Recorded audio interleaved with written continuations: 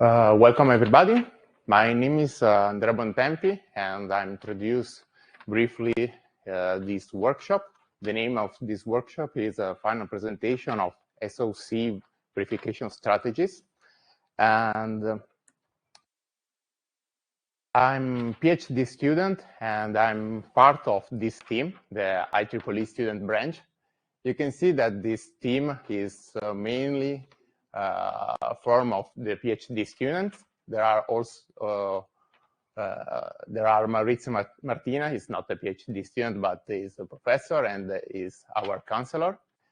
The IEEE student branch is a part of IEEE, and I don't know if you know what is IEEE, but the aim, the goal of the IEEE student branch is to share the knowledge in electrical field and in the field of IEEE.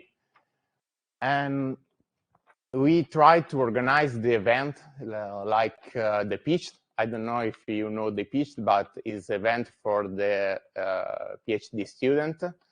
And the PhD can share their work, their research, and if you are a master degree student, it's possible to know the behind of the scene of the research, or if you want to do, I don't know, some thesis with some researcher, you can find the material on our website. You can search IEEE student branch. And today we are here to help in this organization, and I want to say a special thanks to the organizers, so Maria Grazia, Andrea Marchesin, Michele Caon, and other guys to this event. And briefly, I want to introduce this event. So at the start, at the beginning, we have a workshop project overview. And after, there are an introduction of these activities. And the main part is the presentation of the students, in particular on the description of their achievement. And at the end, there are a section dedicated for the question and answer. And for this part, I want to record that for the remote people, it's important to write the question on the chat, or if it's possible, raise your hand, and the moderator will give the ability to talk. So please don't turn on the mic. And at the end of this event, there are student feedback, and where the student can give the information about the skill that they acquired during this workshop, and at the end, the conclusion with the final comments and the next edition of this workshop.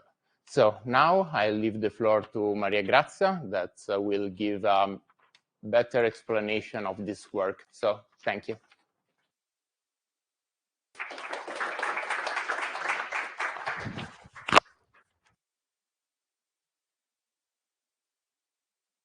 Thank you very much. So I have the pleasure and the honor to introduce this workshop. And I'm one of the professors that started this workshop together with other two. And so let's see some overview, and then I leave the floor to the people that actually did the real job. So which are the motivations? Why did we start this? Well, we know that we have SoC with billions of transistors, and putting together all these from a design point of view, it's really, really complicated.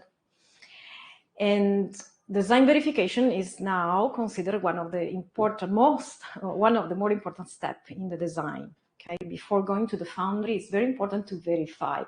And up to a few years ago, verifying was like more learning by doing, and do it in a more random way, and each team had a specific way to do that. But after a while, companies and designers verified that it was really difficult to be sure of this verification step. So strategies that are now more systematic have been proposed for save time, to redesign, and also to save efforts that is no more dedicated in a more custom way, but in a more systematic and normal way that designers can now use, using specific tools that have been proposed and designed by industries. So this is now the state of the art. But one of the problems is that despite the need of verification engineers from companies, this step is not so discussed and considered in universities and in academy programs. And it's not easy to introduce from scratch all these new tools and methods in the standard courses. It takes time, and there is a need to redesign a little bit the courses.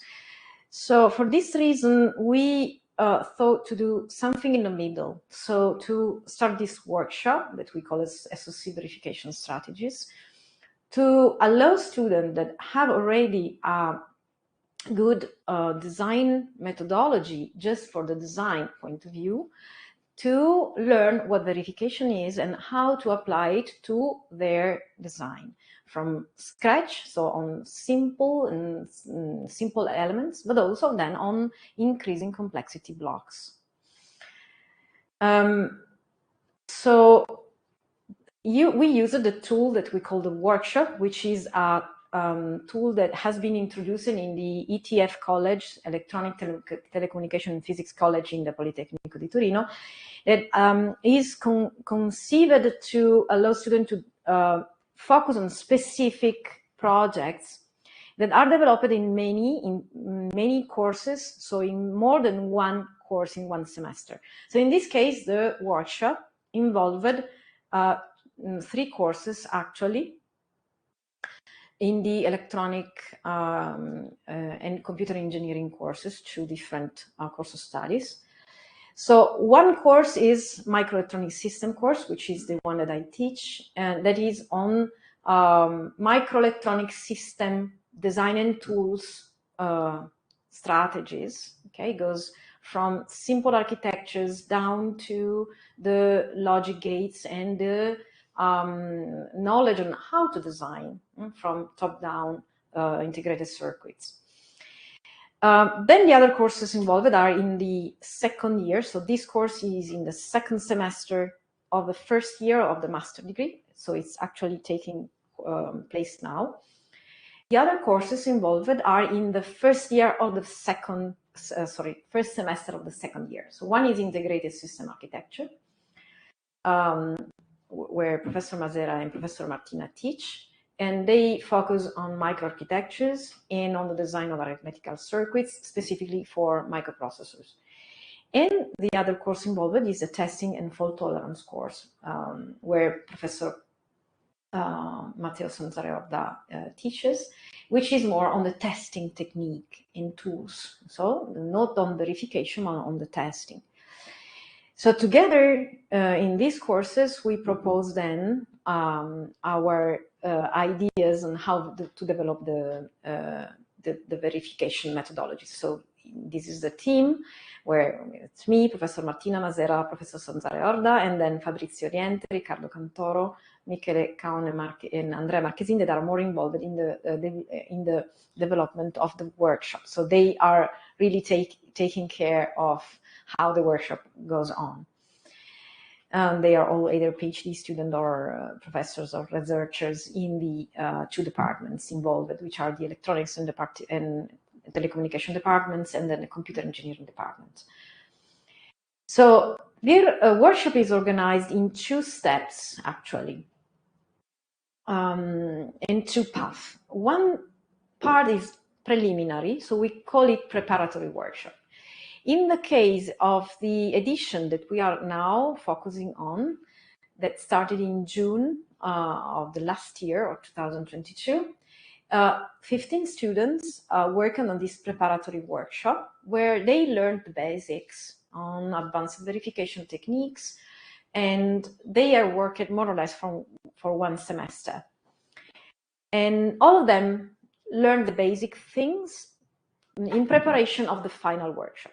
Then some students had already obtained a good result with the preparatory, and others continued with the final workshop. 9 students have continued in the second part that started in September, October, and are now finishing this final step. So at the end of the preparatory workshop, there has been already a presentation, and now we are focusing on the presentation only of the last 2 parts. So let's say the last 2 parts focused on the DLX as system verification and on the full DLX. So to be more clear, sorry, the first 2 steps have been developed in the preparatory, learning the SystemVerilog and learning UVM on simple elements, finished in September and more or less. And then from October up to now, the step 3 and step 4, focusing on more complex blocks and on DLX verification and testing, have been developed. Okay, so overall, then we had in the final part 9 students, 3 groups, and overall they work at 1 year time in the preparatory and in the final part. Okay, and they have focused at the end on the DLX microprocessor using the UVM technique for verifying. Okay, so of course, as a learning outcome, we have verification, learning SystemVerilog, learning UVM, and also applying testing methodologies in putting together the verification and the testing techniques. And I think that students, for what I've seen, they have learned a lot, and after they can tell what they think about it. But there is also another underlying outcome, which I'm very happy to share, which is the thing of confronting with the unknown on topics that are not standard topics. So learning to stay with something that you really don't know, you have to focus on new things and even invent something and to learn things that are not that you're not expected to learn in normal courses, and then work together in a team, dealing with deadlines, dealing with outcomes, dealing with steps that are not easy to come together with the normal studies, okay, with the normal semesters. Okay, so after we will learn also, we will hear something about this. And now I leave the stage to Michele Caon, who is actually introducing the technical stuff of the workshop. Thank you very much.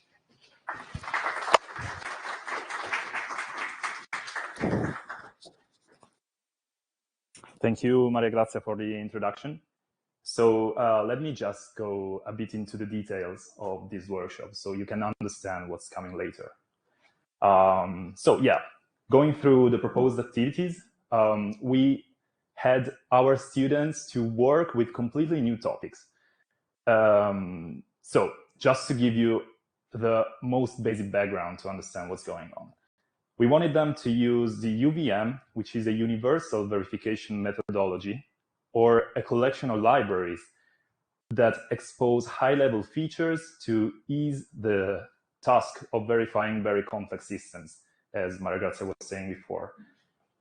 So to build such a complex library, a versatile library, we need some low-level language that offers software-like features like object-oriented programming and more hardware-related features. On top of that, the UVM is built on top of that. And so our students had to first learn SystemVerilog to really understand what the UVM is, and then go through applying the UVM strategies to some real case scenarios.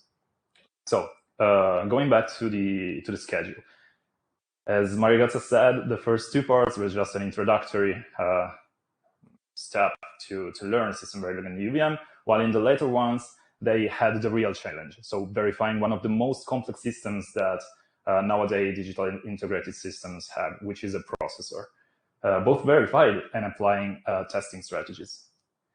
So for the first step, we basically gave them a tutorial on SystemVerilog, and they had to implement by hand what a UVM test bench is able to do. So to generate some random stimuli and to provide them as input to a design under test or a DUT. So they could explore the features. Some of the features are a constraint random number generator, which is very useful when you want only to provide legal inputs to your DUT. Also, you have assertions, which are a way to constantly verify that a certain property is verified.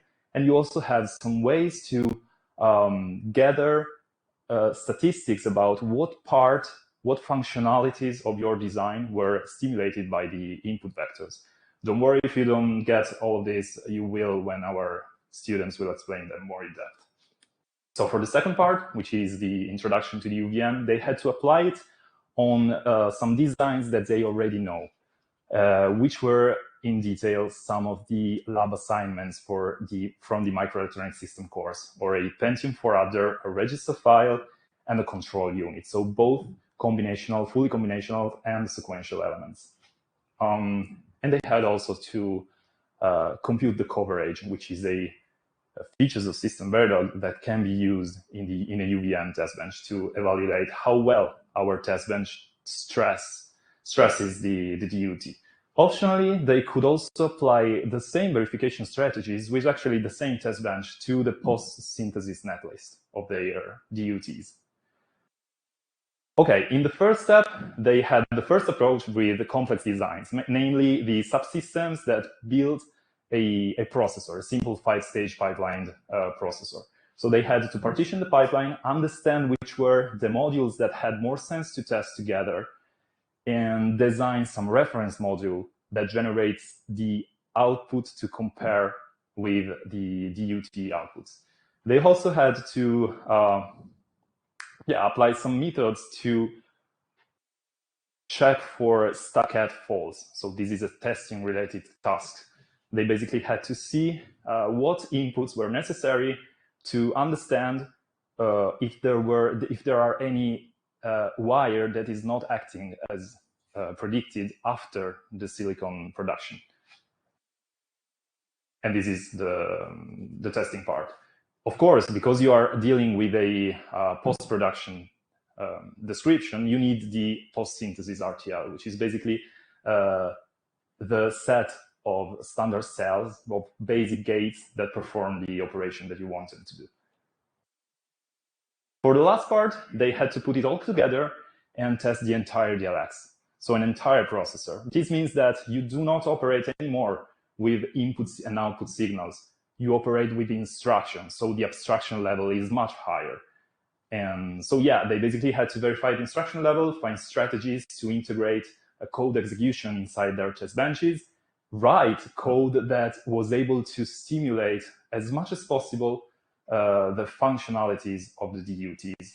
And in the end, of course, compute the final coverage. So you will see all of these much more in detail with the technical presentations from the students.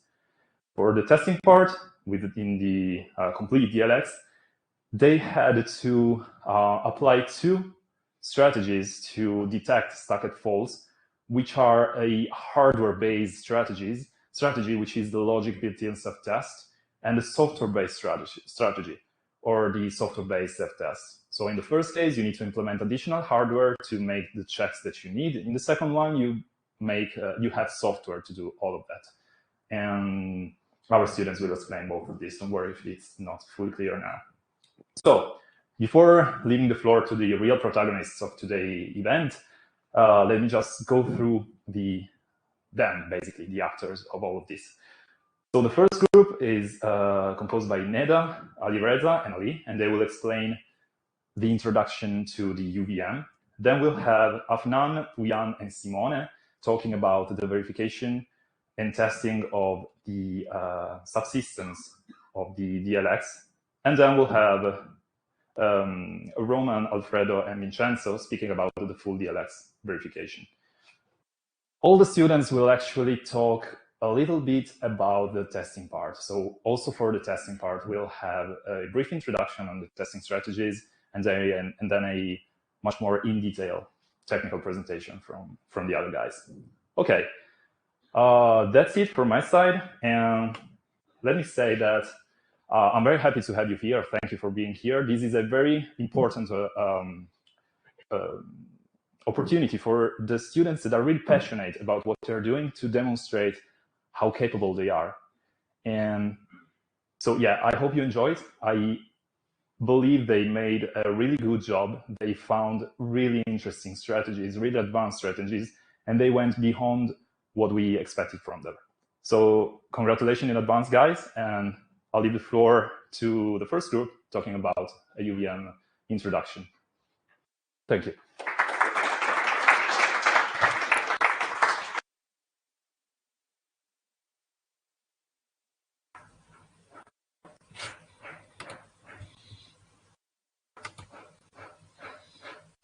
Hello, can you hear me?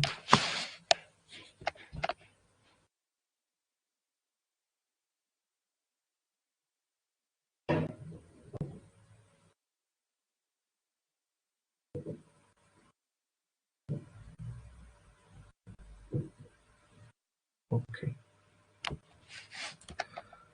So, hello everyone. I'm Ali Reza from Group 2 of the workshop. I'm so happy to be here and proud to work in this workshop activity. I want to start and explain the project, the second project that we worked in a workshop, which was about the introduction of the UVM. What are the differences between the UVM and the actually traditional methods that by using the SystemVerilog and the UVM methodology. Actually how we use this methodology for P4 adder, control unit, and register windowing register file that we will explain it in detail. So can you go to the next slide?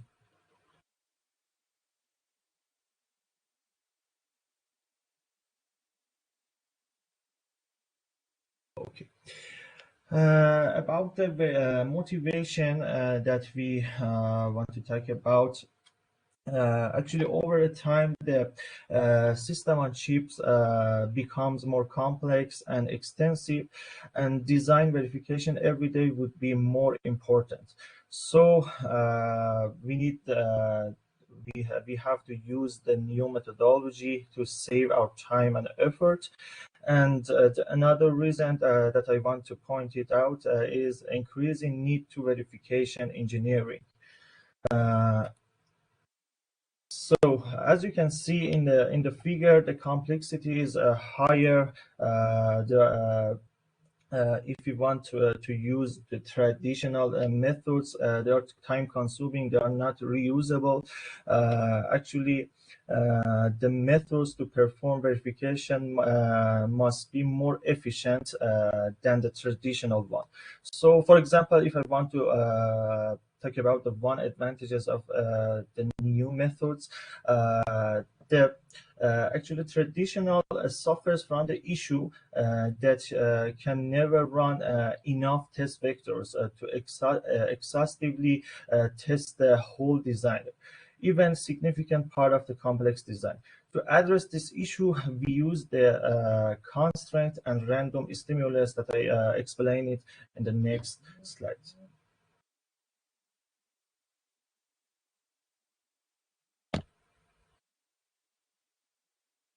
Okay, so there are some actually advantages of using universal verification methodology. The first one is modularity and reusability. Actually the UVM, the methodology is designed as a modular. components. So verification productivity can be enhanced by reusing verification components that enabled by having modular verification environment. And the high abstraction level is another one of the most important advantages of UVM. Actually, when exchanging the data among the test bench components and the improvement in development speed, because the actually base class provided that can be extended and customized. Another one is the separating a test from the test benches. In fact, test is in terms of a stimulus sequence are kept in separate files. Separate actually actual test bench hierarchy, and hence a stimulus can be reused across the project. The next one is the sequence methodology. In fact, it gives a good control on stimulus generation. There are actually several ways in which sequence can be developed: randomization, a layered sequence, and virtual sequence. And the next one is the configuration mechanism. It simplified the configuration of objects with deep hierarchy. The configuration mechanism configuration mechanism helps in easily configuring different test bench components based upon verification environment. Using it and without worrying about how deeply component is in the test bench hierarchy. So we can say VHDL and Verilog wouldn't provide enough features to support UVM's complex and abstract functionality, and actually met our needs. So I want to talk about the features that SystemVerilog provides us. SystemVerilog support classes and inheritance, allowing the creation of powerful high-level libraries. This enables easier and more efficient test bench development. Another one that is the most important one is constraint randomization. This is an efficient way to generate sequence of input stimuli for design under test. By using constraint, the input stimuli can actually make in more targeted way and actually increasing the likelihood of our finding bugs. So by using this feature, we can actually find our bugs very easier. And another features that I want to point it out is the assertion. Assertion provides an alternative description of the duty functionalities and can be used to compute expected outputs from the duty. Assertion can be used to verify properties and constraints of the design. And the last one is the interface that implements communication parts between the test bench and the duty. They can actually contain time-consuming routines, tasks, and self-checking codes.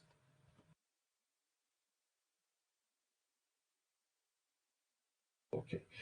So UVM methodology, as we discussed before, about the features we can use during the for the purpose of verification, is a standard framework of SystemVerilog class libraries for improving and reusing of verification. So we can say the UVM and SystemVerilog are how they're related to each other. UVM in fact is a standard framework of the SystemVerilog, and we will explain more about how we use UVM for our example for the real example that we did for the project. My colleagues will explain you more. So thank you.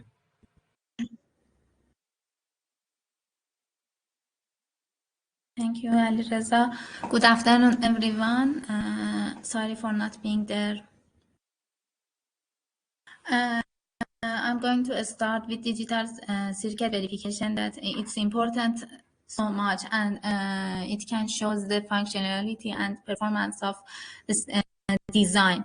And the verification using UVM for verification is so common now these days. And in the following, my friend explain about the verification process of P4 adder, and you will get familiar with it. This is the UVM test bench hierarchy, that there are some agents that has some components, test bench components, and groups them together to go to environment, and then go to test part that configures the test benches. In the following, we have test bench components that I want to start with top level module. Top level module instantiates the UT interface and all verification components, and you can see here. And after that, if we go down in test and environment, we have sequences. Sequences are sets of input stimuli for the DUT, usually randomly generated, and random generation can be constrained to only produce legal patterns for the DUT.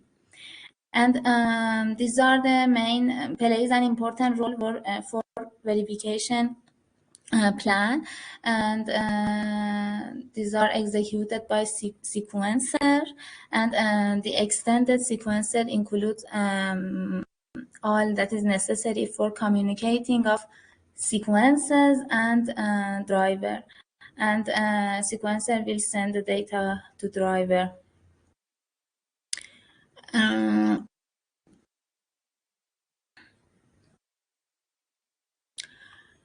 The driver drives the DUT through interface with converted values to the ones that are suitable for inputs of DUT. UVM driver drives the input signals of the DUT through the DUT interface instantiated in the top level module, and it has the knowledge of driving signals to a particular interface of DUT, and it knows about timing that for example, it's important for when we want to target a protocol becomes valid or something like that. After that, we will go to a monitor section. Monitor usually sends the input and output of the DUT to the scoreboard, and it's using a high-level UVM transactions.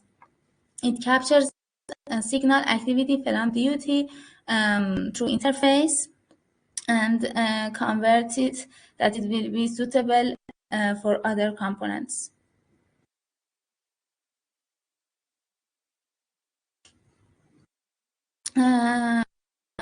Now it's time to tell about the role of a scoreboard to demonstrate the circuit functionality and proficiency. In order to do this responsibility, usually the golden model is generated by a scoreboard for comparing the actual and the expected outputs, and after that we can understand the test is failed or passed in this way.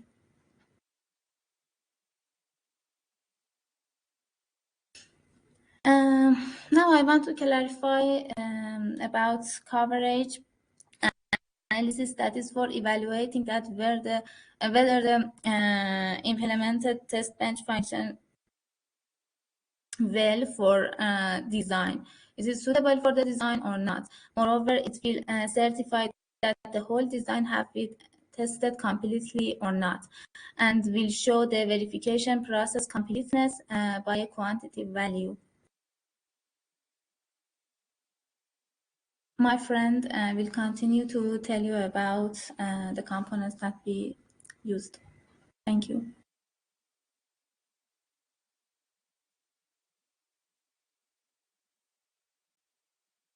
I will take it from here.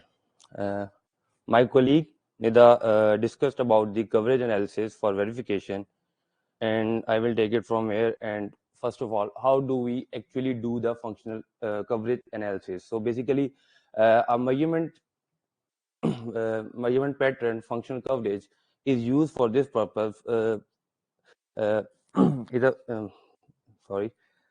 So functional coverage. Functional coverage is a measure of what functionalities or features of the design that have been exercised by the test. This can be useful in constrained random verification to know what features have been covered by a set of tests or our test bench. So in the previous slide, Nida told you about some of the benefits and advantages of the functional coverage and its analysis. But I would like to point one thing here, that this is only as good as the code written for it.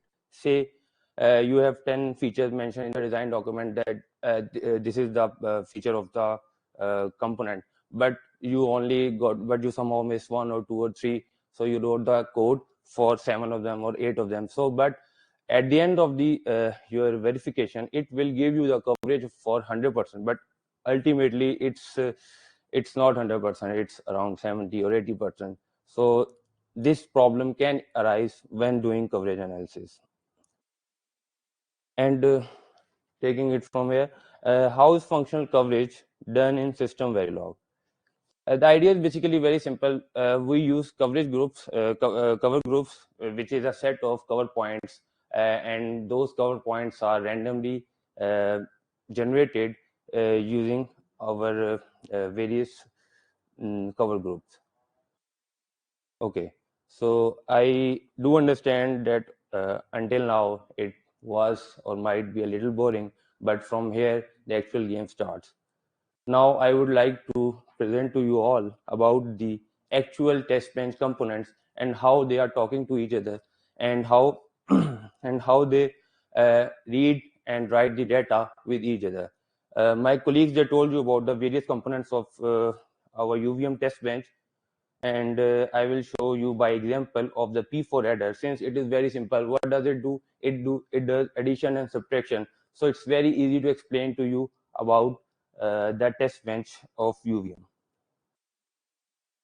So this is P4 adder, and basically it is, I would like to do it quickly, and it is just a combination circuit, and it does binary addition operations, and it is very efficient, low power, and very easy to implement relatively to other components, other obviously addition components. So this is the sequence. This is the sequence of verification with which we will be doing the UVM verification. So first of all, what happens in the start is that our sequencer, it randomly generates a set of data depending on our need, whatever our design is. For this case, it is going to be a simple 2-bit, simple 2 inputs, A and B, and it will be generated randomly by setting some constraints. After that, these randomly generated values, they are driven by driver to the interface and to the DUT. So these values, obviously they are provided to the DUT, which in this case is P4 adder.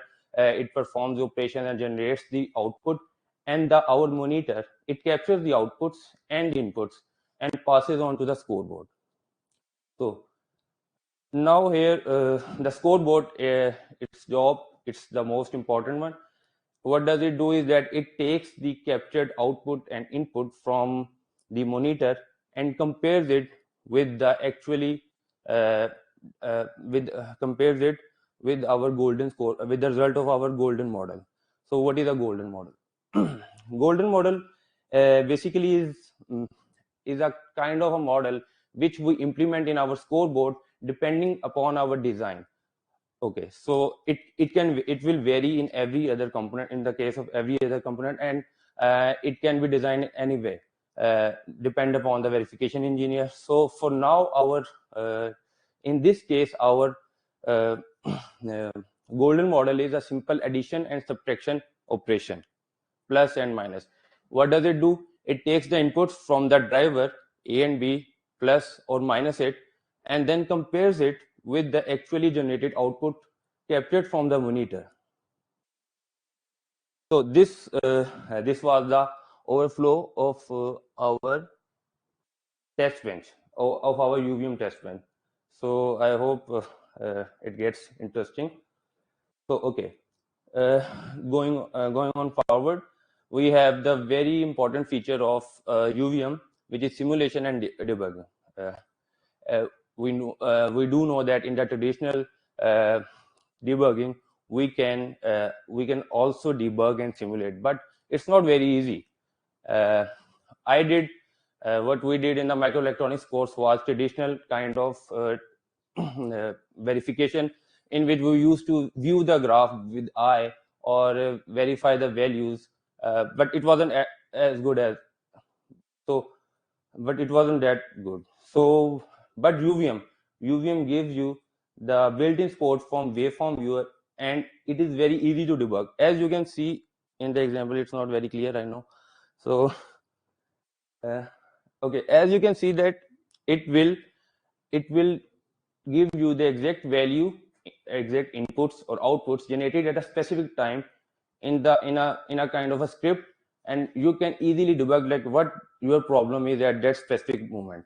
So this is very important if you want to move to traditional verification to the UVM verification, which is much like based on object oriented programming. Okay.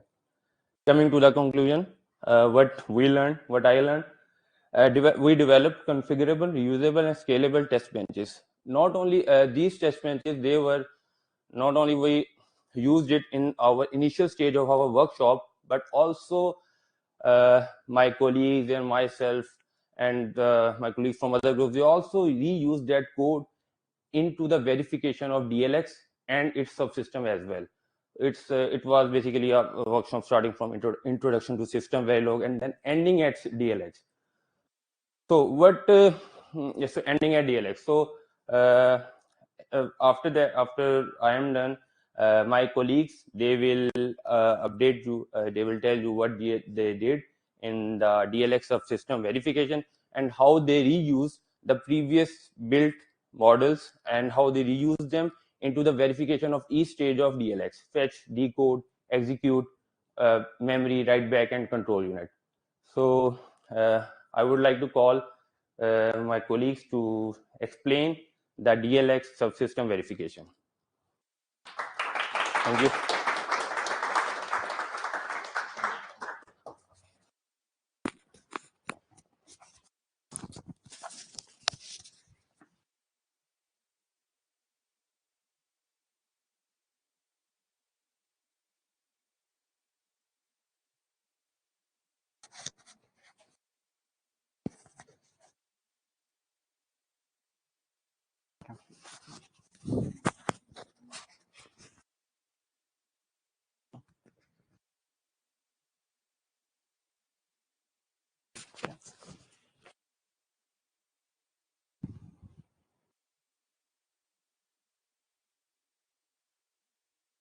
Okay, good afternoon, everyone.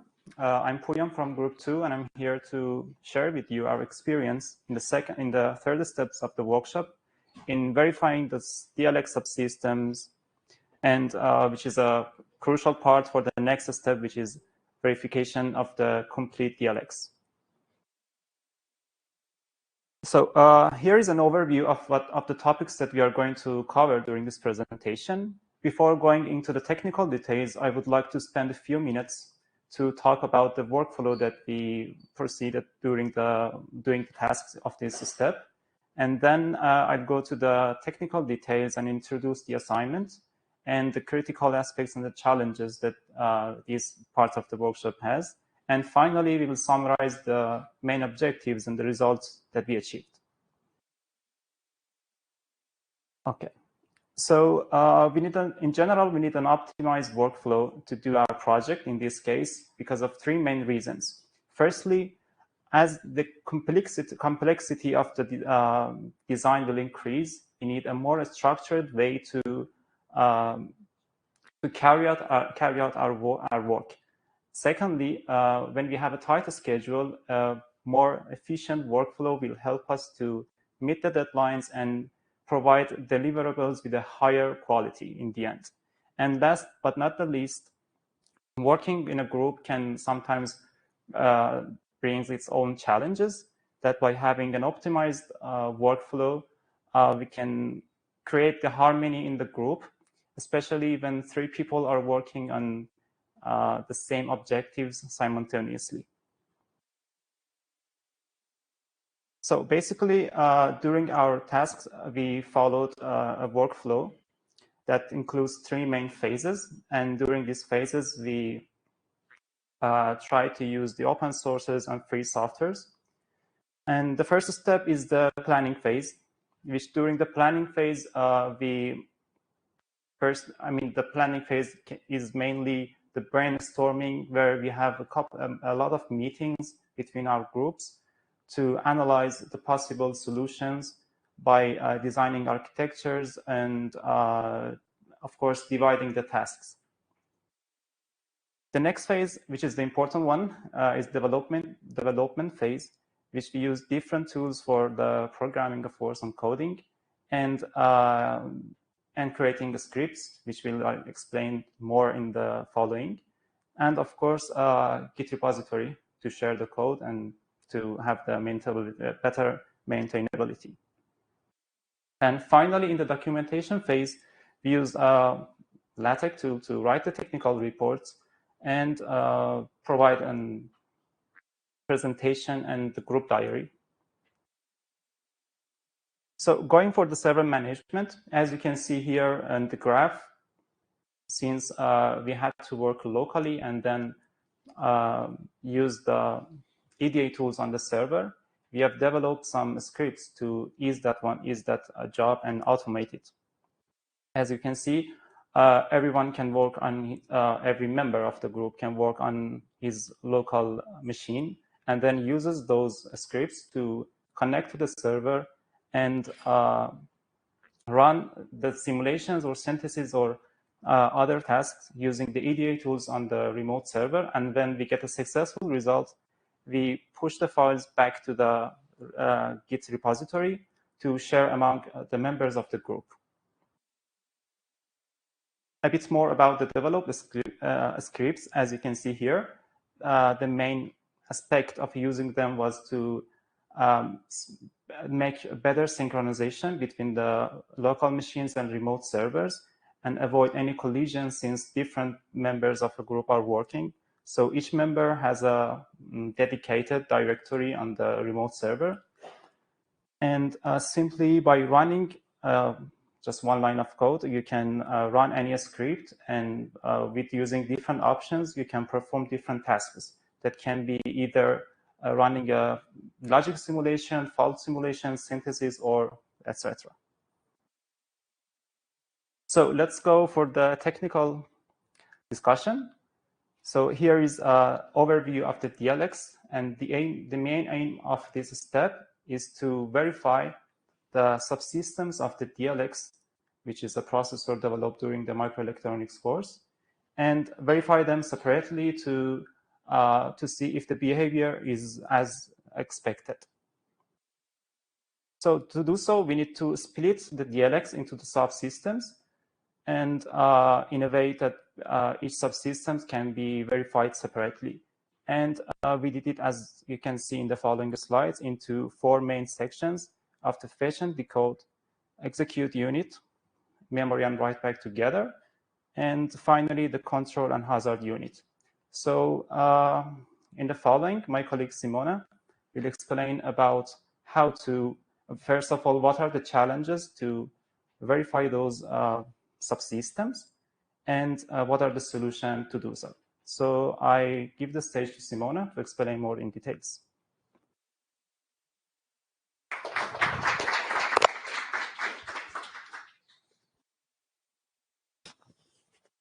So hi, my name is Simone, and as Puyan was saying, we started developing testing procedures for the DLX subsystems. And the main challenges were that with respect to the previous step of testing, we encountered the pipeline stages that are a consecutivity of states that transform an input in an output, but delayed among multiple clocks. So why this is a problem? Because if I can go on like this, okay. So in the first step of the workshop, we were mainly dealing with combinatorial DUTs devices under test. And the point of combinatorial DUTs is that they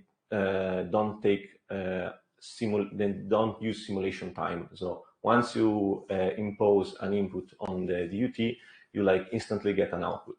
So what we were doing is drive the inputs of the DUT, like the P4 adder, and sampling the output on the falling edge of the clock, just for synchronization simplicity. Then we had to deal with synchronous DUTs, but we can't reuse the same approach for synchronous DUTs, because since you are dealing with flip-flops, you are delaying the output of your combinatorial DUT in the next stage. So you have to sample your DUT to test it in another way. And this way uses always the rising edge for you need to leave the rising edge free for the DUT to sample your inputs. So you drive them on the falling edge, as you can see here. And then you sample the outputs on the next falling edge, because you are sure that on the previous rising edge, you get the output. But we were talking about the fact that we are not dealing with just one sequential circuit, we are dealing with a pipeline. So we are a stack of sequential circuits combined together. And this poses another difficulty on testing the devices. So what do we do in this case? For example, let's see a simple pipeline. You get your logicals, combinational logicals that are spaced out by flip-flops. As you can see, it's complex enough with respect to the other stages, and you need to take a lot of care of how to sample the inputs and the outputs. So if you do it manually, you have to do it manually, but it becomes very difficult if you do it in a very simple test bench way with processes and maybe Verilog modules. Instead, we used Verilog, SystemVerilog and UVM to test and sample the DUTs. So as you can see, the sampling process is much more difficult. And since we have the pipeline, we have multiple types of pipeline. For example, the DLX had feedback loops. So it's not as simple as you can see just in the toy example. So as I was saying, the method that we used were mainly two, one provided by SystemVerilog and the other by the UVM framework. Starting with the UVM transactions that are just a messaging system used throughout the whole framework, where you define what the DUT will see, how it will be driven. So in the case of pipelines, we are just predefining at the start of simulation a set of input values that the DUT will assume during the pipeline. For example, you see in the UVM transaction on the left that we predefined the inputs for the first stage of the pipeline and the second stage. And sometimes these inputs are randomized because you want to test at the whole domain of your DUT. And it could be, most of the time, it's probable that the inputs are not correlated, but this is okay because you are randomly testing them. And then the problem is that the pipeline works at each clock stage at the same time. So effectively, you need to parallelize how you drive the DUT. So in that case, for testing, we used a feature of SystemVerilog that are the threads. And as you can see, the driver, that is the UVM component responsible for driving the device under test. So for example, your P4 adder takes the whole transaction and through multiple threads that are tied to one specific stage of the pipeline, drives the duty in the correct time and spits out at the end of the pipeline the output.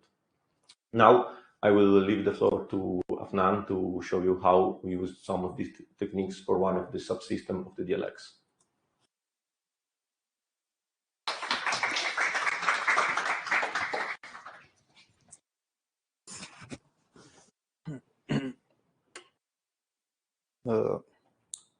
Hello everyone. So I'm Afnan and I'll be taking you guys into a little more in-depth of how we implemented the test bench for one of the subsystems of our DLX, which is the control hazard unit.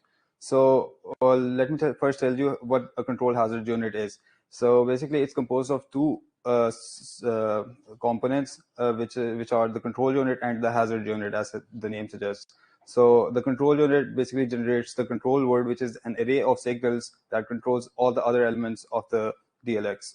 And the other one is the hazard unit. It basically detects the hazards, so the data hazards, which are basically if a previous instruction is not completed and the current instruction is dependent upon the result of that instruction.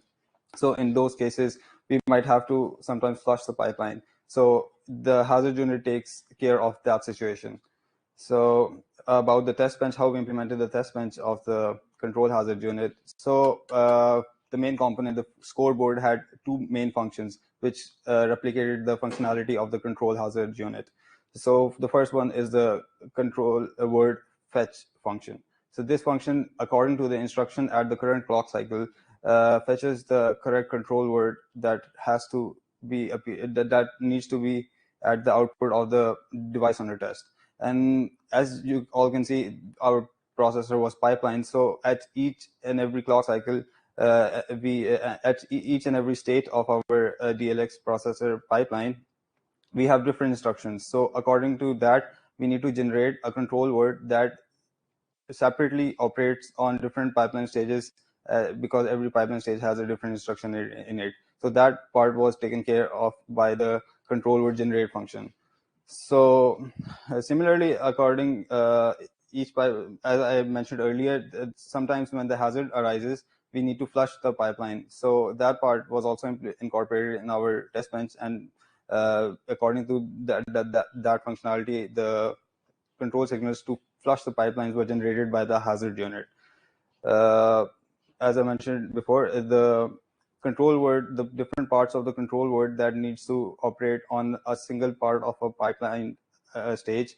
In every clock cycle, the control word for that specific stage was propagated throughout the pipeline. So finally, when we at each clock cycle, we have a control word that needs to be that we expect to be being appeared on the device under test. So what we do is we compare at each clock cycle that if our current result that we computed in our test bench is equal to the result that we are getting from the device under test. That is done by the comparison function. So it basically compares the both outputs and tells us if there is a discrepancy among both.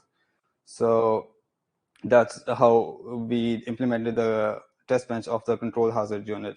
Now I'll give the stage back to my colleague Simone to present the results of our test benches. Thank you. So now the most important part of this whole thing is that why we are doing this, because we want to test our duties and we want to make sure that they are working correctly. So taking into account what we said previously, we randomize inputs for our duty, we perform simulation on them, and we test if the output performed correctly as we expected.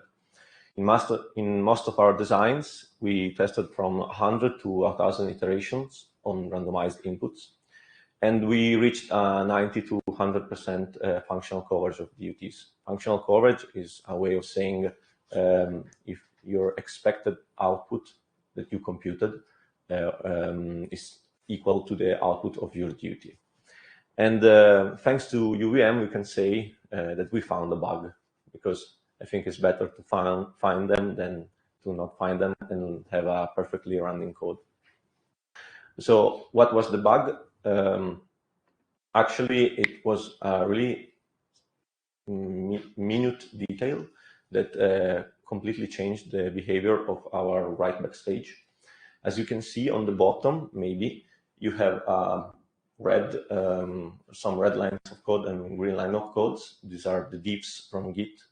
And what they actually show is that by changing the order of two assignments to the register file data input write back stage, that is the signal that goes back in the pipeline, we had two different implementations. So the reference implementation, what we actually wanted to do was the one on the right, and what it was doing before what was on the left. So doing a simulation, we found out this bug and promptly corrected it, changing the results and giving 100% functional memory and write back stage. So this concludes our presentation for the subsystem specific verification. Now I will leave the floor to the third group that will talk about the whole DLX verification that takes us assume that the subparts that we designed were working and test the whole DLX functionality. Thank you.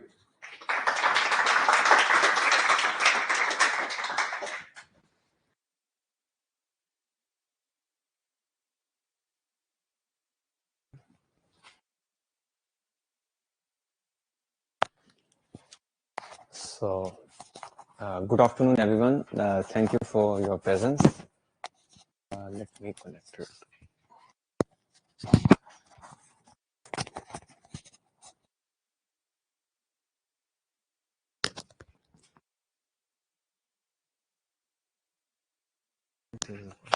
Okay.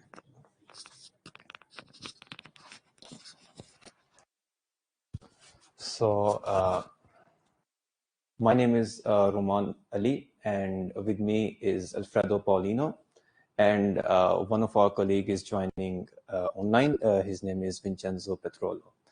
So, in the last and the most critical part of the most critical step of the workshop, we were tasked to perform the functional verification of the DLX as a whole system, as a single DUT, and we had to consider it as a black box. So we will share our experience of doing this step. So in the outline, I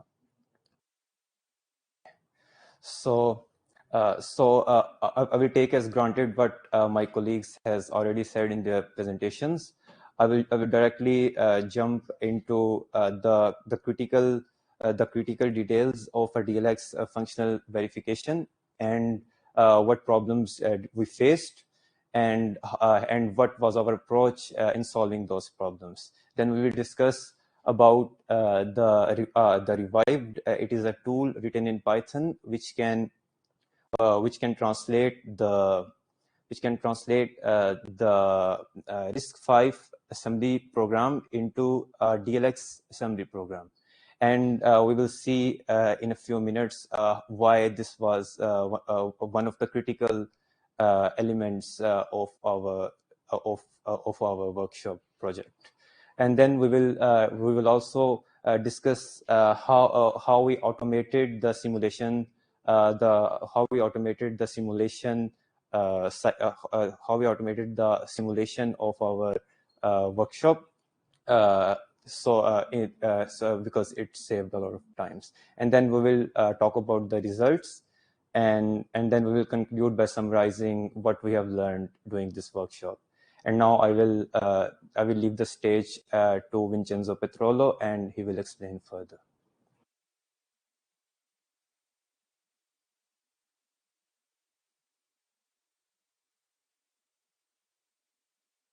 Okay, so hello everybody. Thank you for being here. Hope you can all hear me good. I'll continue by talking you about the DLX functional verification. So, of course, we could not stop to verifying that each subcomponent of the DLX was working correctly. But of course, we have to verify also that the instructions are executed correctly by the whole DLX. So we have to perform some kind of integrated verification of the whole DLX. And to do that, we are actually wrapping everything inside the DLX wrapper, which is this blue box you can find here. And we are doing actually unbiased DLX verification. We are unbiased. We are doing this unbiased verification because it is important for verification engineers not to how can I say that? Not to be biased by what is the actual implementation of the DLX. And by doing that, actually, we are creating a general framework, general UVM framework for verifying all the possible DLX implementation. However, this comes at a cost, and the cost is that we are decreasing the number of input signals we can drive towards verifying that our DLX is working correctly. In fact, by wrapping everything and taking the DLX as a black box function, we can just drive the instruction bus with instructions and see what is producing on the data bus, and observing if the data is correctly matching our expectation. So our approach is to simulate the DLX with an instruction and observe the clock cycle, whether the output is matching or not our expectation. In order to create the UVM framework, of course, we have to tailor it to perform the complete DLX verification. We have to change all the UVM components, bringing them to an higher abstraction level to deal with the increased complexity of this step, because it was very challenging to test completely the whole DLX, since it is an integrated system of complex submodules. The major changes were done into the sequencer and to the scoreboard, but first I will talk to you about the sequencer, which is very unusual, because usually a sequencer is in charge of generating random sequences for the design under test. But that's not the case for us, because if you are verifying a DLX, if you are verifying a microprocessor, you cannot randomly throw at it random instructions, random opcodes, but rather you have to follow a predefined instruction set. And therefore, that's why we are increasing the abstraction level by generating sequences at the instruction level, rather than randomly generating input signals. Moreover, to do that, we implemented an instruction memory inside the sequencer. And we implemented it not by means of HDL language, but rather we used the SystemVerilog programming language, and we implemented the instruction memory using a dynamic array. This improves our approach with two advantages. This gives us two advantages. The first one is that given the fact that the array, the instruction memory is loaded with the program at the beginning of each UVM simulation, and given the fact that the array is dynamically allocated, we are actually tailoring the instruction memory size to fit the program. And therefore, we gain in not having to oversize the instruction memory to fit all the possible programming we can run on the DLX. The other advantage is given by the fact that without having the need of resizing the instruction memory each and every time before running the UVM simulation, we can actually save a lot of time. And the third advantage is that when you are running UVM simulation of very complex system for many clock cycles, maybe computational memory is an issue for the cluster running the UVM simulation. And by dynamically allocating the array, then we can save some memory by avoiding the oversights. Therefore, we had to increase, therefore, by using this instruction memory, we can actually solve all these issues.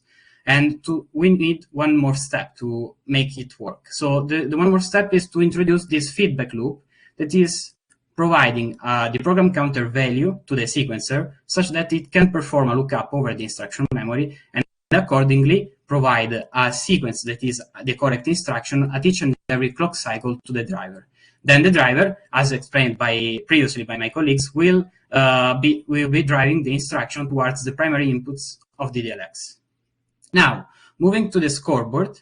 The scoreboard is follows a very simple implementation. And this implementation is performing sequential equivalence checking. So we instantiate our DLX module, that is our design under test, and we run alongside the DLX module a golden version of the DLX.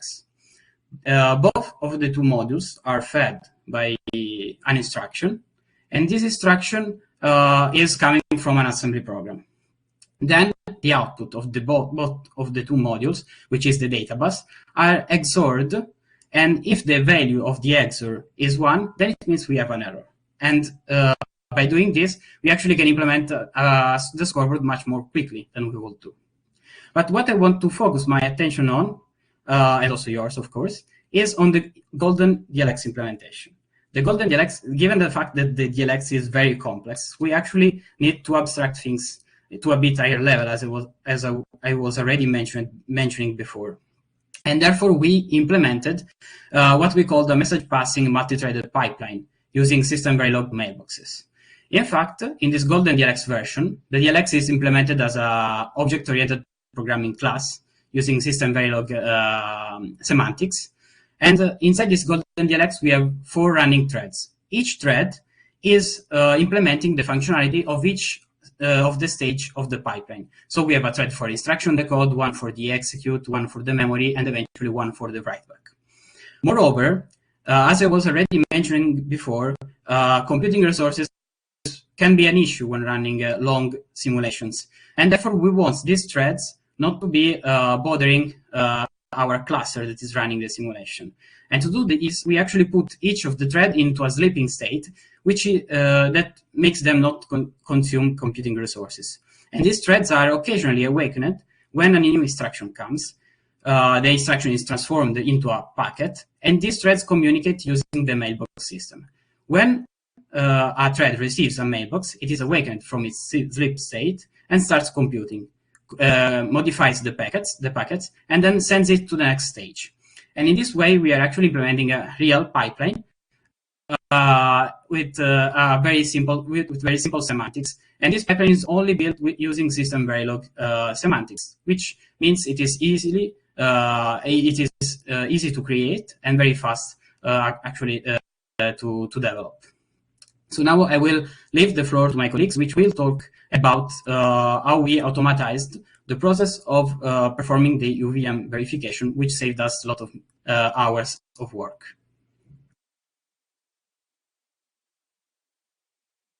Using bash scripts, we fully automized the simulation. Okay.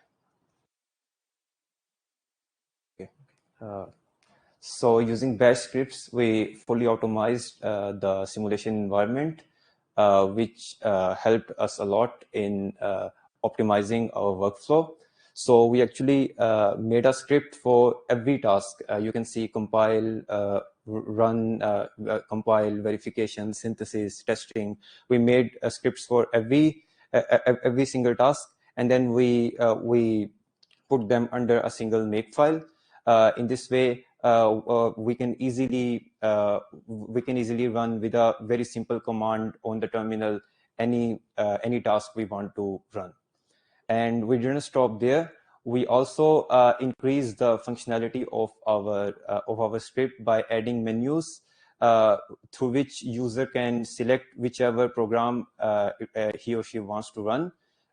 In this way, we save a lot of time using these scripts. And one other benefit was we also hid the unnecessary complications which comes unnecessary complexities which comes with simulating a very big DLX. So now my colleague Alfredo Paulini will discuss the revived tool we created.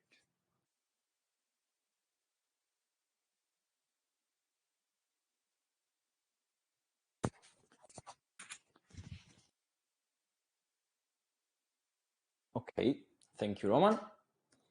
Let's go on.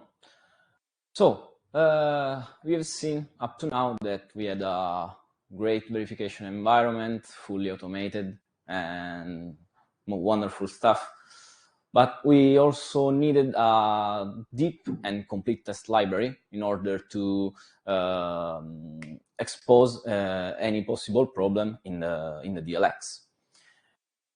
Soon we realized that even writing a simple assembly, a simple test program directly in assembly would have taken quite a long time and a lot of effort. So we came up with a brilliant idea of writing our benchmarking programs in a high-level language like C, and then convert them into DLX assembly files. Well, this idea looked amazing, so we started our research on the internet for a C compiler for DLX architecture. This research didn't end up so well. In fact, the only GCC compiler we found was a old version of a GCC to DLX written more than 20 years ago or something like that, and it was even lost in the meanders of the internet without even the possibility to retrieve it, except for one of writing directly to the owner via email. So we did it. It worked. He provided us the file, but they were so old that our 64-bit PCs were not even compatible with the compiler. So we trashed it without any regrets. But what we found during our research was another compiler, not from C to DLX, but from C to RISC-V, which more or less is from the same family, and it has a similar instruction set for our DLX. And there we had our flash of inspiration, let's say. Why not to use that compiler and make RISC-V programs, and then build our own converter from RISC-V to DLX. And thus, Revived was born, this wonderful name. Revived is a Python script tool written in Python, which performs what is called lexical analysis of our program. It is divided into three main steps. Let me go on. Okay, as you can see, this is the internal structure of Revived, which is divided into three main files. The first one is a mapping file in which we mapped every RISC-V instruction, pseudo instruction, or register with their corresponding DLX one. So we had the map into three different loops that could be accessed from the other files. The second file is Alexer and performs what is called lexical tokenizations. I know it sounds strange, but it's pretty easy. It takes in input a stream of characters, in this case our RISC-V program, and tokenize this stream. So it divides first the programs into instruction tokens, and then each instruction tokens is in turn divided into instruction name, register names, or immediate tokens. All the tokens are then passed to the parser, which is able to actually perform the mapping between the RISC-V and the DLX tokens, giving us in output the overall completed DLX assembly program. Actually, lacking in our DLX design both a branch prediction unit and a data hazard unit, we had to make the parser aware of that. And in fact, after the program generation, it performs a second analysis of the file in order to check for all those possible data and control hazards and solve them by inserting some knobs. Okay, so this was the Revived internal structure. Now I leave again the floor to Vincenzo, which will explain you the results we got with this verification environment. Thank you.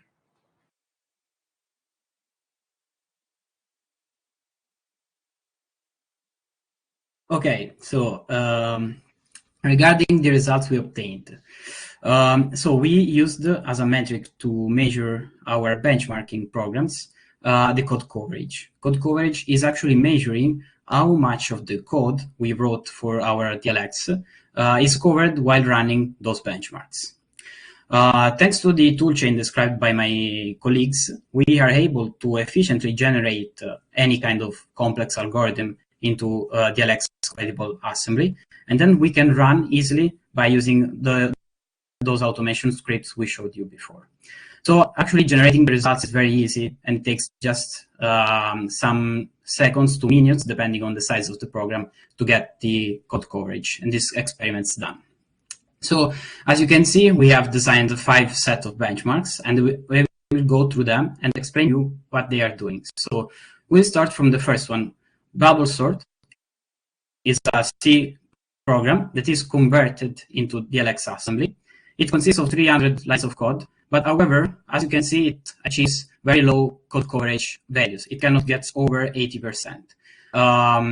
Then we used an iterative division program, always written in C programming language.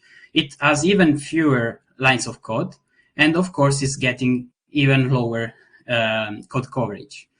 Then we decided to push it forward and to actually write very, very complex algorithms that are coming from standard computer science courses, like quicksort, binary search, recursive Fibonacci, and even matrix multiplication.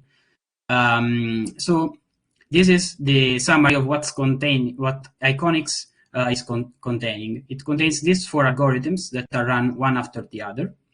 And as you can see now, we can push the code coverage farther, up to an 88%. But this was not enough. Mainly, these results cannot get farther because GCC, which is the compiler we used, is generating very regular standardized assembly instructions. And therefore, it is not using the whole instruction set to make those programs, to compile those programs. And therefore, we needed a new tool. This tool is, again, a Python script that is called the SBST generator, and which we'll talk about later. But what it matters for now is that by running the assembly generated by this SBST, we actually achieve higher code coverage. And that's because the SBST aims to using all the possible instructions in our instruction set architecture for the DLX. And therefore, we are able to cover most of our DLX. However, this program lacks of control flow instructions that are branches, that are conditional jumps. And therefore, we decided to push even further and to glue Iconics and SBST together to create Frankenstein. Frankenstein is our final assembly program that actually introduces also control flow instructions. And with the help of this assembly program, we can actually achieve 90% code coverage, which is pretty high. Yeah, and that's it. These are the pretty good results we are achieving, and we are generating in a fraction of seconds. Now I leave the floor to Alfredo, which will conclude and summarize our work.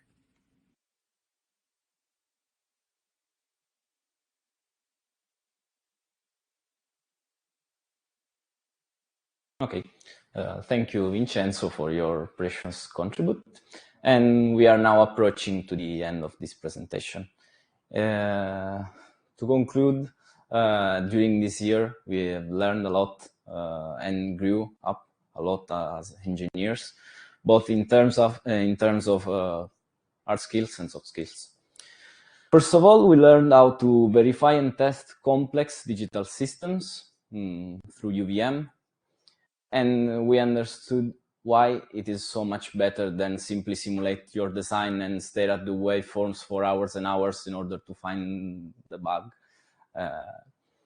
To continue, we learned how to integrate in a single project a bunch of different languages like C, Python, VHDL, because the actual DLX design was done in VHDL, and SystemVerilog with UVM, of course.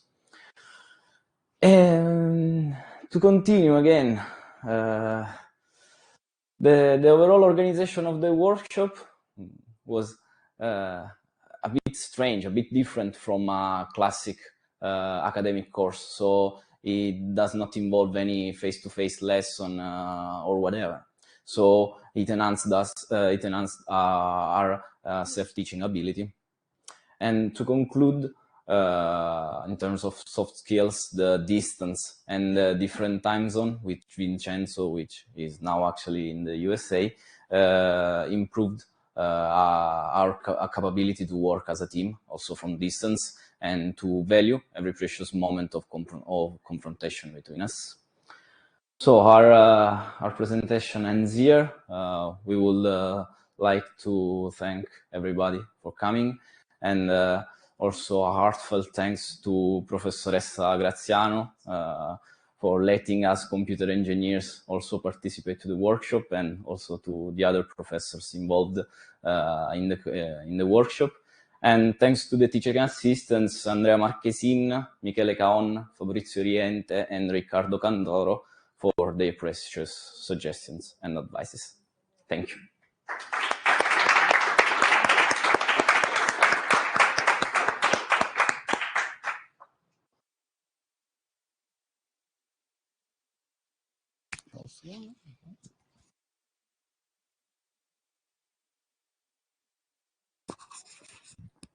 All right, so before proceeding to the Q&A session, we have one last technical presentation, a very short one actually, on the testing part in the last two steps. So bear with us a little more, and I'll leave the floor to Neda, which will begin this part on testing. Thank you.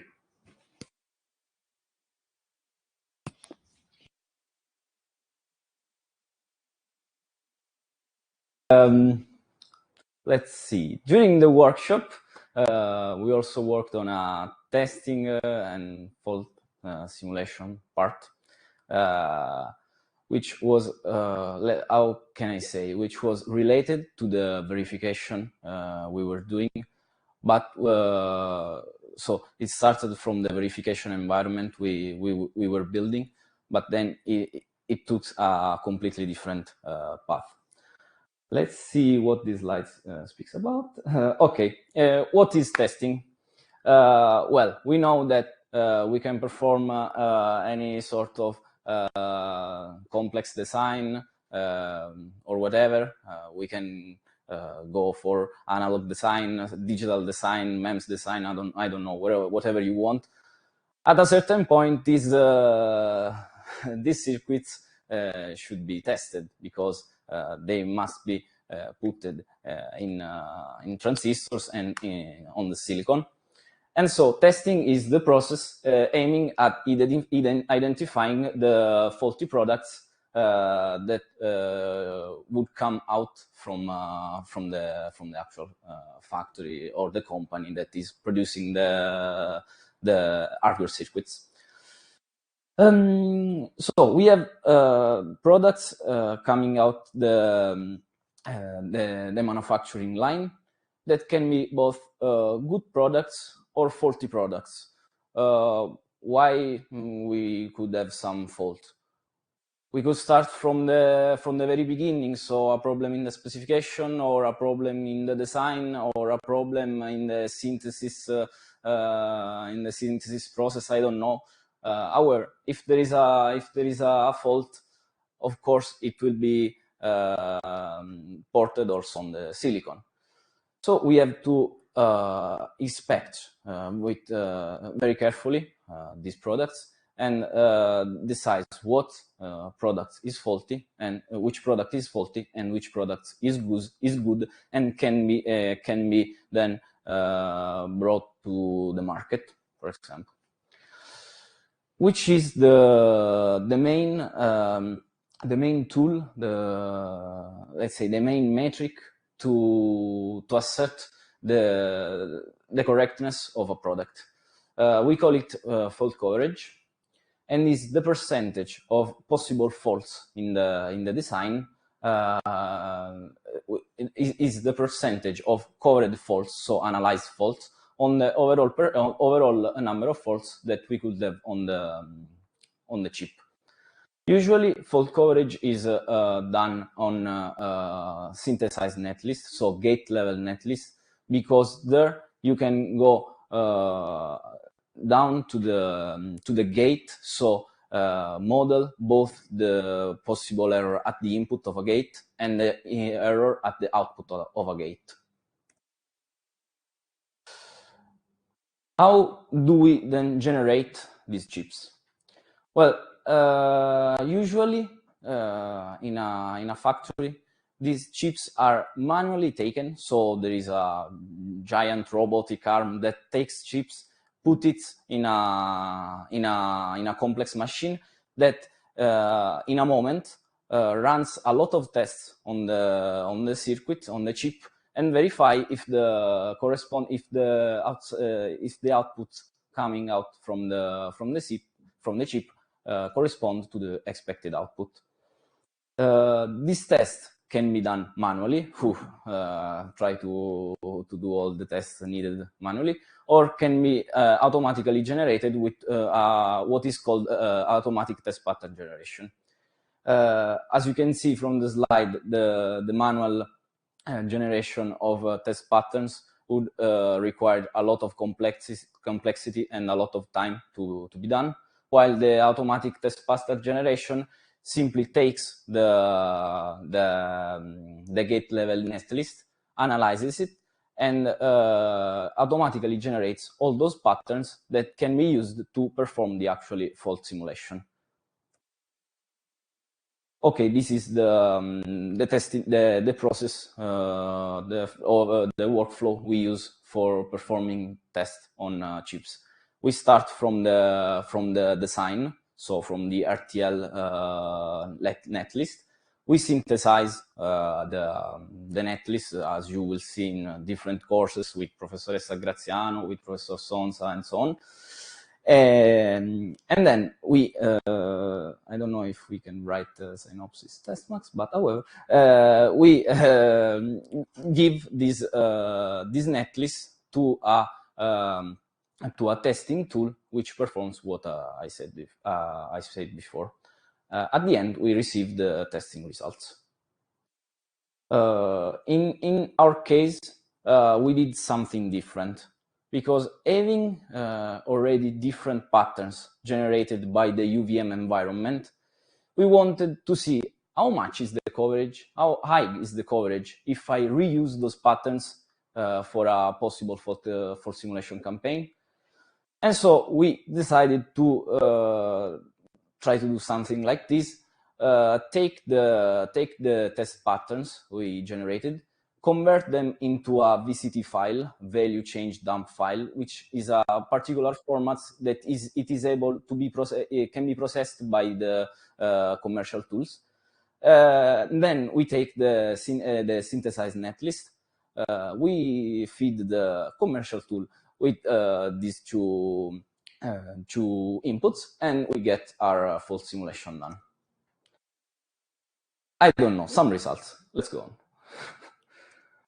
So we used two different approaches for verifying the DLX, which are two completely opposed approaches. The first one is the logic built-in self-test, which in a moment Puyan will explain you. And the second one is the software-based self-test, and I will talk about it. And then after that, you will understand what are the main differences between those two things.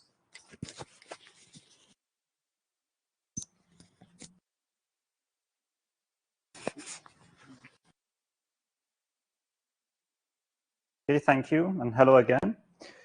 So as Alfredo mentioned, in this particular kind of test, we just want to know how much of the faults are covered using the patterns that we generate. So let's see what is the logic built-in self-test. So in this case, using a BEAST circuitry, the difference is that the aim is to integrate the automatic test equipment inside the unit under test. So instead of taking the final hardware and putting in the testing machine, we try to integrate the application that does that inside the unit that we are going to test it. So what are the advantages of using this method? So first of all, we reduce the cost of testing, and especially we reduce the time spent to use those machines because we can run that test at a higher speed. And finally, the test application time, that is the time that takes to see if the circuit is working, and if it's not faulty, will be very much higher. And of course, it comes with a cost, which is increase in the area because we design a hardware and add it to the initial circuit that we have.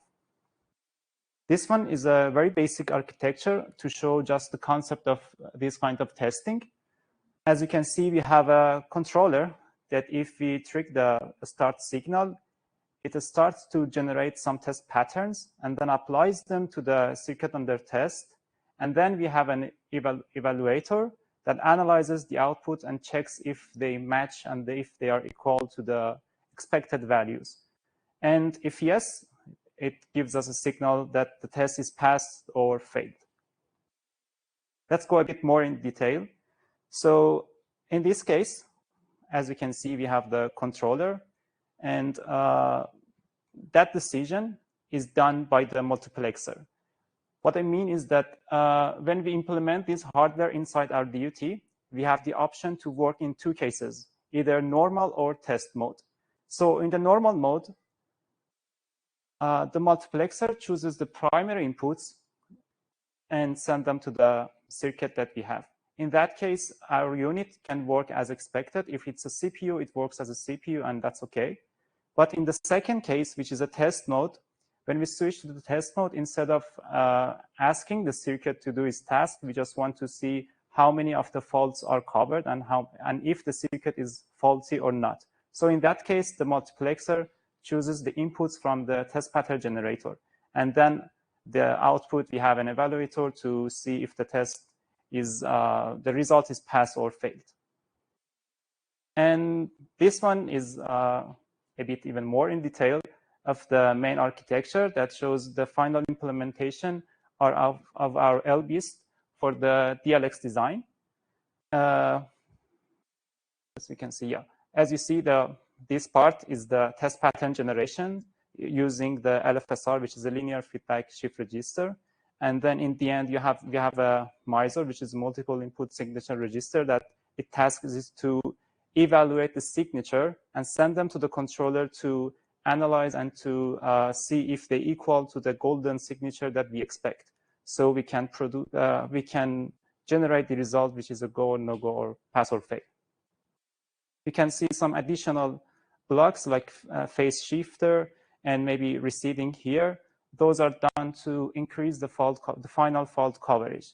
Just to give you an example, when you generate some random values using LFSRs, after some point you get similar random values to the initial one. So we use a phase shifter to randomize them more and more. So finally, this is the result of the testing. This graph shows as we increase the LBIST iterations, which means we increase the number of patterns that we use for the test, the final fault coverage will increase. You may also notice that initially when we increase the number of patterns, the fault coverage goes higher and higher, but at some point, it doesn't increase that much, and maybe you see a limitation of increasing the fault coverage. And the main reason is that some points of the circuit are very hard to access.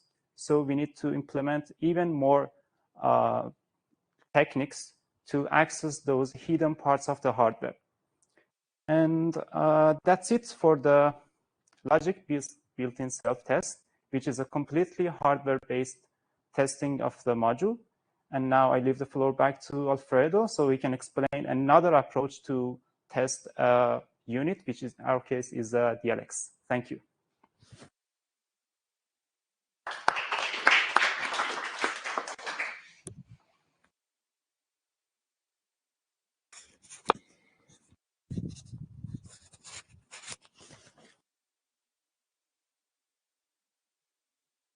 Okay, guys, have you seen all those blocks in the previous presentation? No.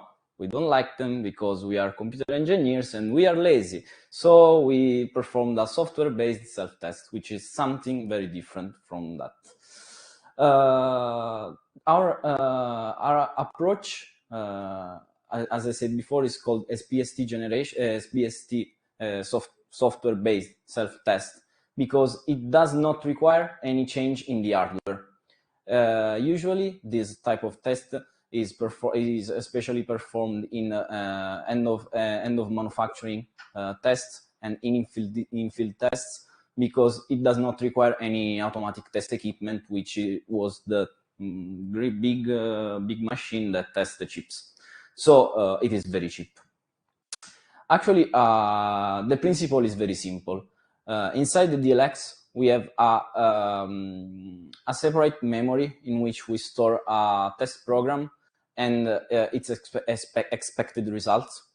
And the microprocessor, when it is idle, can execute this test program in order to verify the correctness of the results, and if some errors have arisen during the execution of some of its workflow, let's say. The first idea was to reuse the C programs we had already designed for the verification part. But as Vincenzo said before, due to GCC optimization, they were using a low amount of registers and a low amount of different instructions, so they were not suited for this type of tests. This is why we created a new script called SPST generator, which is mainly divided in 3 steps. The first step performs simply fills the register file with random values. It performs additions and shifting to fill the registers. With the registers filled of random values, we perform the second step, which performs random operations between random registers. In this way, we increase the entropy of the results. And as a third step, we dump the register file into the memory. In this way, we make the results observable at the output, and we can detect any possible faults if has arisen. I think that in terms of results, the group with the LBISTs received better results. However, this is a smart way to perform a completely different test if you want to stay with low costs. That's it. Thank you again. Hope you liked it.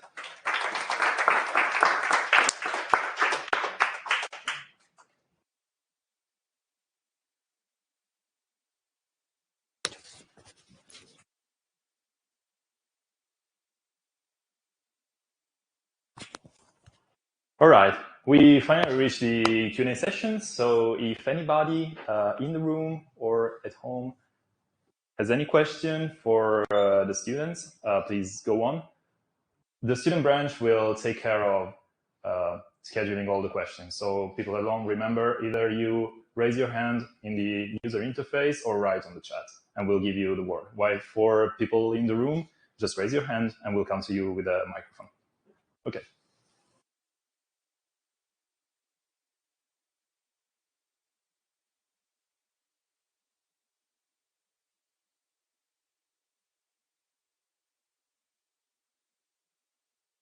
Okay.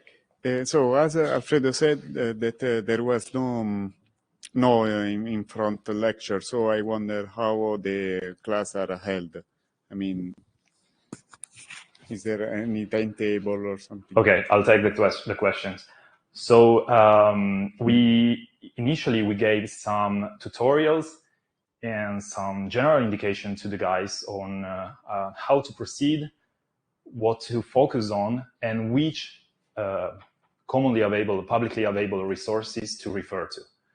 After that, they were basically left alone for the exploration part. And then we had periodical meetings where they basically presented their progress, questions, doubts, etc. And we helped them to solve them or to point them again in the right direction. So it is a completely different approach from a face-to-face lesson. It is much less guided, but it really helps to develop some soft skills, some, yeah, let's say, team building and self-exploration of new topics. So we believe that is missing from the common lectures, and it's something that we should definitely add in our offer, let's say. Okay, thank you. No problem. We have a question from... Yep.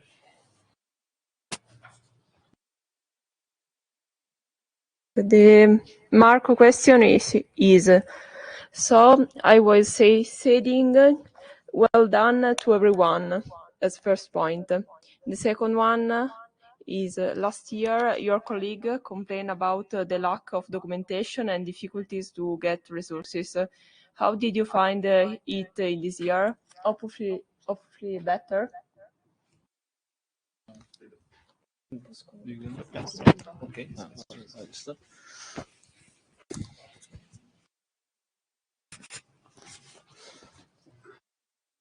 Okay, thank you for the question.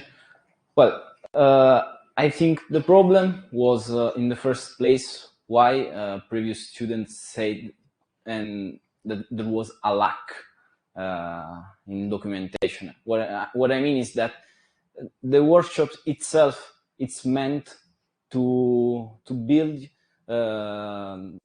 your own knowledge with what you can find. I mean, you have the UVM and the Accelera guides, complete. I mean, 1.2K pages of documentation. So I would not say there is a lack of documentation. Maybe there is a lack into YouTube videos, let's say so, because today we learn a lot through YouTube or maybe more instant sources. But if you really want to understand what UVM is, what SystemVerilog is, there are plenty of resources online, and even some courses will be provided to you if you will join the workshop by the professors. So you will have the material. I mean, nobody will give you the complete verification environment already done, because otherwise the workshop is useless. And I can ensure that after 1 year, the knowledge you build, if you really like these topics, is much higher than a normal course that after 2 months, 3 months, you will completely forgot about. That's sure. So I want. There is another question. Okay. Yes, there is another question again from Marco. I want just to add a comment on this part. So regarding the documentation, I think, in my opinion, happened a lot of time that I was in the necessity of finding the real answers and the difficult ones that wasn't really available on the internet. So a lot of times you end up using the actual reference code and reference documentation. In the case for SystemVerilog, it happened a lot of time for me to reach to the definition provided by the ISO standard. And for the UVM, when it was necessary to understand maybe the inner workings of the framework, to check the source code. And this is what regards the documentation at like the practical level. Then at the architectural level on how to implement what you are doing, then yeah, maybe there isn't like a global guideline, the golden rule for everything to understand how you need to structure your test bench. But definitely the resources that we found were, at least in my opinion, suitable to get the job done. And when you didn't have those opportunity, there's always the option to open the forum chats on EDA channel or Stack Overflow, because even there you can find really good solutions. It just needs a little more time and patience to do so. Okay, thank you. So I'm proceeding in reading another question for Marco that is specifically for group number 2. And the question says, you mentioned using functional coverage as metric for your UVM test bench. Can you expand on that a little bit more? How did you define your cover groups? Okay, I think cover groups, group 2 is us. Yeah, on the slides. So, do you want to take? Okay. Can you repeat the question again? Like, what's his actual point? You mentioned using functional coverage as metric for your UVM test bench. Can you expand on that a little bit more? How did you define your cover groups? Okay. So basically, specifically talking about.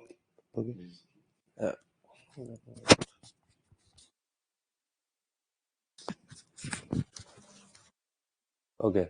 So specifically, if I talk about P4 adder, so for that we defined the two inputs and set their constraints to whether for addition, whether all of the bits, for our case it was 32-bit value, and so all of the values, they were either 0, and for input A it was 0 0 0, and for input B it was also 0 0 0, and also going on, we so we were trying to verify each of the corner case, so we don't miss any specific test case which can be missed with our test bench. For example, let's say I want to test I want to add two values which are 1 1 1 1, and I want to add to those two values. So that was one of our test case which we included in our sequence generator, and also we used to do overflow scenarios if I am doing addition, if I'm doing subtraction, and whether is it generating an overflow value or not. So with this approach, we implemented in other models as well. So this was basically our approach. Did I I think yes. Okay. So Marco said, my bad, when I said group number 2, I meant a group of students who presented as a second. So the second group who presented, not actually group number 3.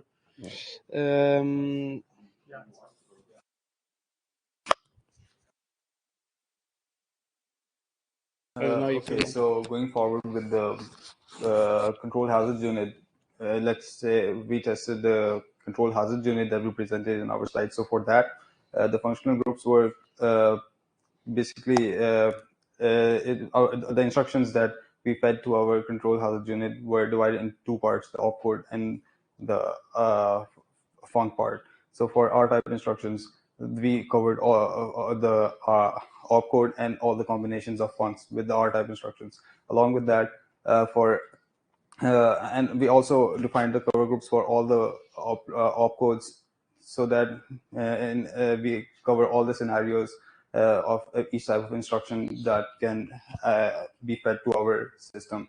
Also, we also define the cross between these cover groups, so that we also get each combination of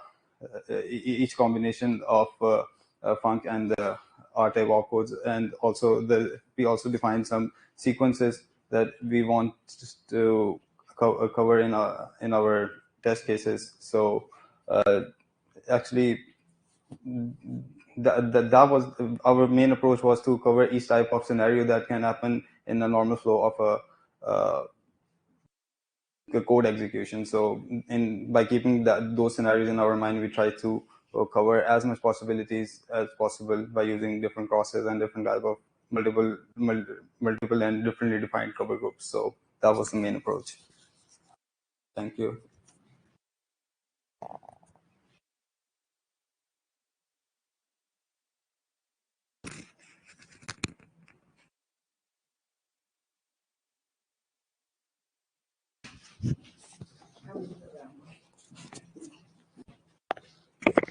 Okay, thank you very much, everybody. So we are now trying to close because we are a little bit late, okay? So there was a moment that was meant for feedback from students. I don't want to totally skip it. However, the first part was important, so we gave the correct part of time. Now, the feedback was meant for giving a moment to them, because we said also that this has been a moment to work in team and learn new things. Many things have been already said. So I would, instead of waiting for long things, I would like you to think to a word, one single word that could, like, telling us what you feel about the whole being in the workshop. One word. Also for those who are abroad, of course, and if you are, if you can write in the chat. Just one word to close and to give a overall meaning of your being here. One word that you want, if you have it, please. We just want to be very, very synthetic. I will do 2 words. 2 words, okay. So? Overcoming challenges. Overcoming challenges, okay. Other words? For me, it would be growth. Growth. For me, is opportunity. Opportunity. Yeah, for me, it's pushing boundaries of my knowledge. Pushing boundaries of knowledge. For me, it's teamwork. Teamwork. Okay. Some other? It's tiring yet exciting. Exciting and? Tiring. Okay, tiring. Okay. Some other? From home? I don't see it. Curiosity. From Vincenzo. Okay. So I think this is enough. I think this summarizes your feedback. I am really happy to hear them. So you can stay here with me.